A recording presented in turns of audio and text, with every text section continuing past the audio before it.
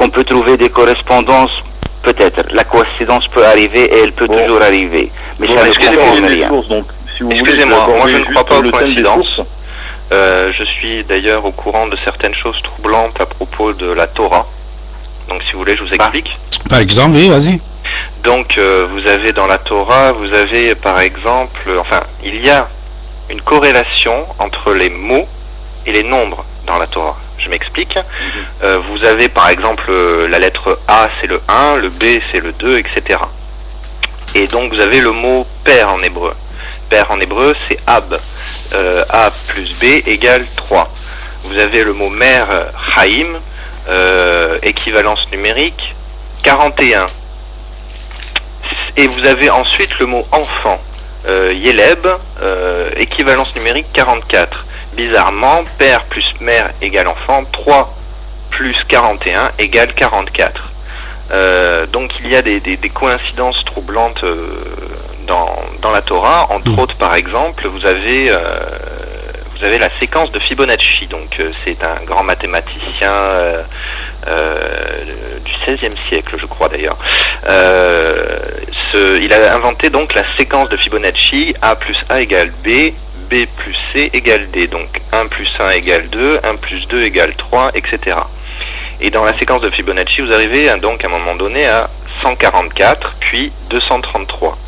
144 en hébreu correspond à l'arbre du savoir, Kadem, équivalence numérique 144.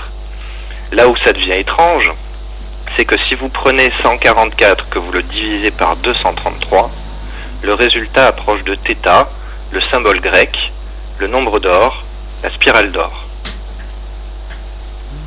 Voilà. Donc c'est intéressant. Le tétragrammaton, ce qu'on appelle ça le tétragrammaton, les soufis aussi musulmans avaient aussi essayé de l'utiliser en essayant par exemple les débuts des sourates, Elif Lam Mim. Il avait essayé de trouver aussi les correspondances de numéros et de chiffres et de lettres dans chaque sourate. Et comme j'ai dit, quand on veut interpréter, on peut interpréter. On peut trouver alors toujours... attendez, j'ai pas fini. Ensuite, vous prenez par exemple le chiffre 666. Dans la Bible, Jean parle du 666 et il explique que celui qui est intelligent, il fera des calculs sur le chiffre de la bête et ce nombre est 666. Si vous faites 6 plus 6 plus 6, vous obtenez 18. 18 qui correspond aux 18 anges qui sont censés annoncer l'Apocalypse. Et ce qu'il y a d'étrange, c'est que donc si vous regardez le film Pi, voilà, donc il faut essayer de trouver sur internet le film Pi, vous trouvez ça sur Dailymotion, peut-être vous arriverez à le voir. Dans ce film, donc la personne explique que la nature est faite de séquences. Et il recherche une séquence qui permettrait donc de trouver les résultats de la bourse.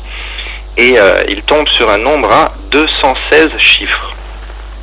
Non, mais ça, et déjà raconté, ça, dans ce film, ils expliquent que le nombre 216 correspondrait en hébreu au véritable nom de Dieu, savoir qu'ils auraient perdu lorsque les Romains ont détruit le temple. Et ce qui est étrange, c'est que donc ce film ne parle pas du tout de la Bible selon Saint Jean du 600. Putain. Non, c'est beau. C'est notre invité qui son batterie est terminée, on va l'appeler. Oui, on vous écoute. D'accord, donc je finis avant d'être coupé moi aussi.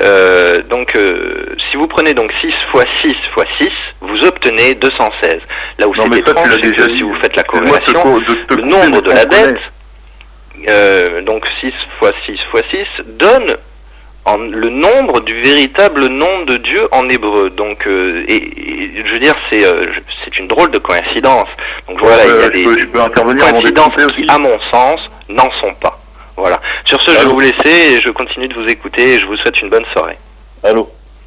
Merci, bonsoir. Alors, monsieur Mohamed, vous voulez dire quelque chose, Mohamed? Non, je disais que ce que l'ami vient d'évoquer, ça a déjà été dit à l'antenne. Oui. Donc on sait très bien, on connaît tout ça. Bon, c'est pas le sujet de la soirée. Oui.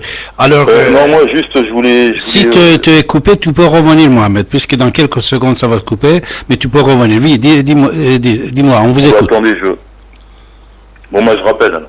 Ok, rappelle-moi. On va aller rejoindre aussi notre invité, M. Karim Cheibi. Vous écoutez votre radio ici maintenant sur 95.2 FM. Mon invité de ce soir, c'est M. Karim Cheibi, écrivain, artiste peintre et islamologue. Et vous avez la parole, comme vous savez, vous pouvez nous appeler et vous exprimer, et bien sûr, poser des questions et nous donner vos idées. Bien sûr, on apprend de vous aussi, hein. On est là pour apprendre. Sur 95.2 FM, je vais vous informer que vous pouvez nous regarder comme vous regardez à la télé grâce à l'internet, ici et maintenant.info. Et sur YouTube, si vous allez sur notre site mertv.fr, une partie de notre émission s'est enregistrée, vous pouvez l'écouter.